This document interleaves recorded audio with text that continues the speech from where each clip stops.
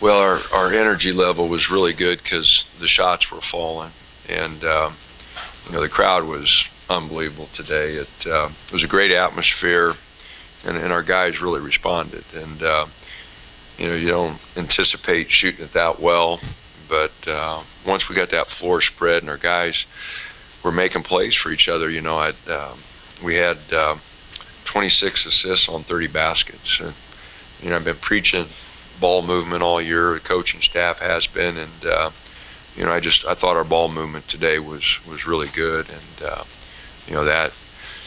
that just helped us get going. And with every three, the crowd got louder, and it was just a really good atmosphere today. You have a sense of start coming at all today? Had any sense before the game? No. We got together this morning at 9:30, and we didn't have a shoot around. I just talked to him, and we went over a lot of things, with the 1 o'clock start and the late game the other night, and probably ought to do that more often. Maybe that all the shoot arounds we've been doing, maybe we back off a little bit, but I didn't. I thought it would be a grind. They've been playing so well, and with Trier back, their depth is so good, and so no, I didn't have any idea. That's I always tell our guys before the season we're going to play 30 games, and 10 of them we're going to shoot it really well, 10 of them average, and 10 of them we're not going to shoot it with the darn. And it's how you play in those 10 that you don't shoot with the darn that usually determine your season. And this is one of those days that, heck, we don't go 16 for 25 in shooting drills, from three. So I was surprised. We just got it going, and you have those days, but you also have days where the ball just doesn't go in, and you got to grind them out, and that was the case for them. I think the first half they were 2 for 11 from three, or they had some pretty good looks that didn't go down. Considering that you're not always going to shoot it that good, what was your impression of the defense? Our activity the first half was really good. I mean, our guys were flying around, and we didn't make too many mistakes, and we made one, and Markham got a real clean look on top, but it went in and out. I mean, we were just fortunate. We made a big mistake there. We weren't going to give him that shot, and we lucked out.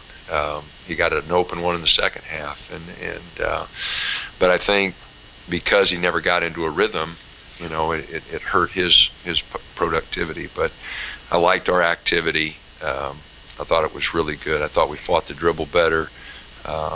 Jordan, Chris, Cavell did a nice job protecting the rim. So, no, I thought our defense was really good, and we out rebounded them. We stayed right there with them on the boards, and then points off the turnovers, 30-10.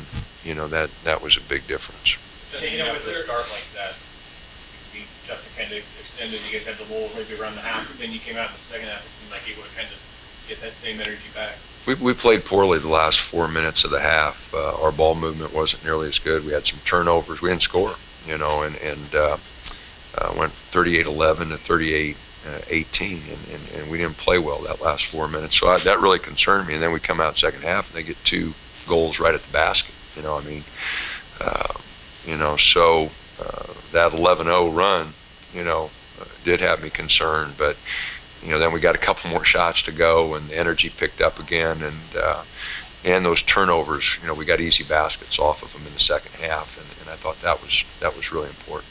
Well, Tyler, Dylan said that was, excuse me, most fun they've had playing game basketball in a while. Is that the case for you as well, or do you still get pretty? Well, they had fun because the ball was going in the basket. That's the fun part of it. But I think you also have some gratification when you're playing really hard and playing well together defensively. The fun part of the game is shooting and scoring. But the toughness things, that's the gratifying thing. When you guard and you block people out and you go get rebounds, you dive on loose balls, you take charges.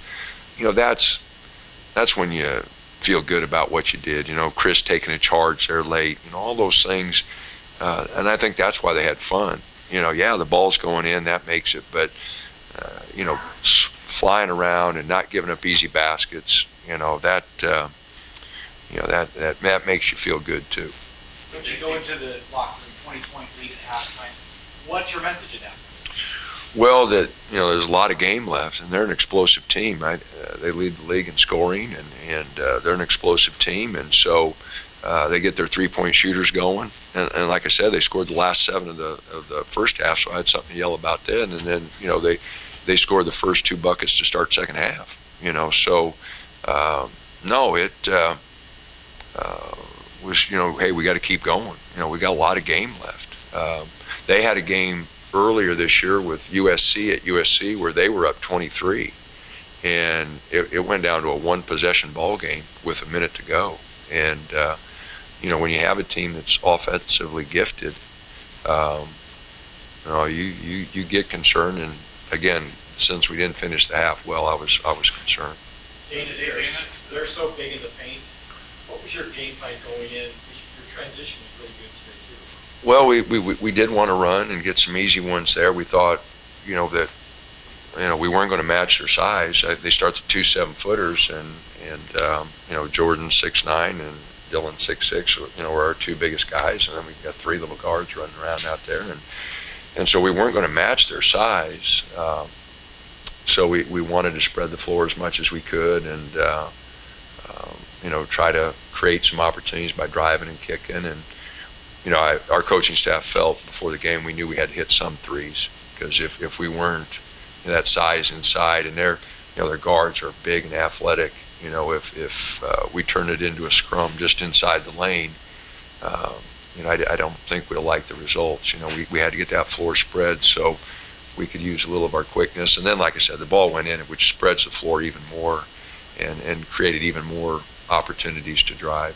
Do you guys feel like you have to run the table now because if they have one loss? Oh, absolutely. No, I told our guys, we've got 5 road games. We got to go to UCLA, USC, Stanford, Cal, Oregon State, and we got Colorado and Utah at home. So we by far, we've got much tougher schedule than what they have. We had to win today and I told our guys that this morning. I said, fellas, to be honest, we got to win the game today or it's over. And it really would have been. And like I said, we still got our work cut out for us. They're still the front runner. They've got to go to Washington State and Arizona State, and they got 4 home games. We got 5 road games and only 2 at home. And the 2 at home are Colorado and Utah. We're still fighting for an NCAA berth. So not even close. They still got the lead. One game is 1 of 31, and it's 1 of 18.